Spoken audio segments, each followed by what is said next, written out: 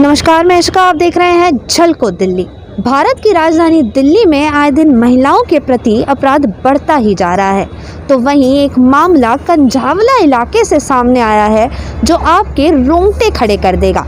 13 साल की नाबालिग के साथ जब रोज़ाना रेप को अंजाम दिया जाता है, बाकायदा उसी के घर में पीड़ित को रोज़ाना रेप किया जाता है, तब कोई भी प्रशासन क्यों नहीं जगता।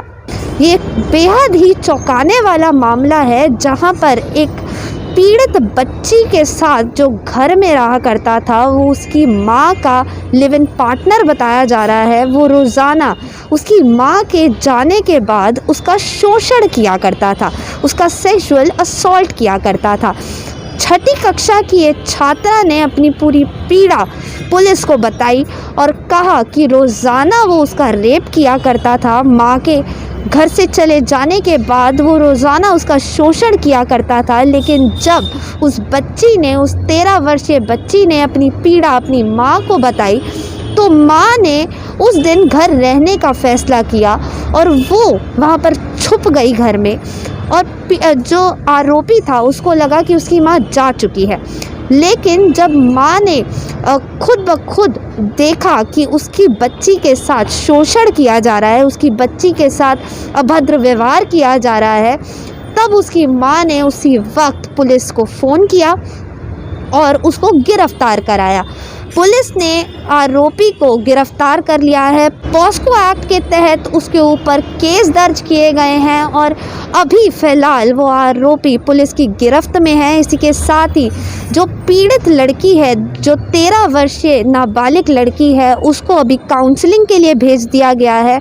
उसने पूरी अपनी पीड़ा बताई है और पूरा उसने समझाया कितने समय से उसके साथ लगातार इस रेप की वारदात को वो अंजाम दे रहा था। और आरोपी इतना निडर था कि उसी के घर में रहने के बावजूद वो रोज़ाना उस बच्ची का रेप किया करता था और उसको इतनी बुरी तरह से डराता था कि वो किसी को आगे अपनी पीड़ा ना बता पाए। जब उसको कंझावला पुलिस ने काउंसलिंग के लिए भेजा, तब उसका कहना ये था कि उसके पिता की मृत्यु 3 वर्ष पहले ही हो चुकी है, जिसके बाद उसकी माँ एक व्यक्ति के साथ लिव इन रिलेशन में रहा करती थी। एक ही छत के नीचे दोनों रहा करते थे, एक ही घर में रहा करते थे। जिसके बाद महिला जब अस्पताल में नौकरी करने जाया करती थी, ख़ास तौर पर जब वो नाइट शिफ्ट करने जाया करती थी, तब आरोपी नाबालिग के साथ रेप की घटना को अंजाम देता था, उसको गलत तरीके से छूता था, उसको गलत कमेंट करता था।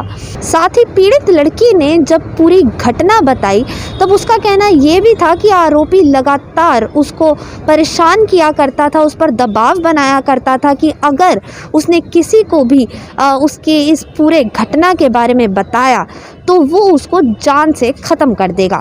तो आप समझ सकते हैं जिस तरह दिल्ली में लगातार बच्चियां सुरक्षित महसूस नहीं कर रही हैं, महिलाएं दिन दहाड़े उनके साथ छेड़छाड़ की जाती है, उनका रेप किया जाता है।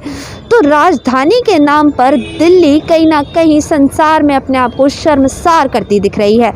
बिल्कुल ये मामले जिस तरह लगातार रफ्तार पकड़ते जा रहे हैं, महिलाओं के प्रति अपराध लगातार बढ़ता जा रहा है। ख़ास तौर पर दिल्ली में दिन दहाड़े कितनी घटनाएं महिलाओं के प्रति सामने आती हैं, लेकिन दिल्ली सरकार इस पर आज भी आंख मूंद कर बैठी है। वो बिल्कुल इस पर काम करने को तैयार नहीं है।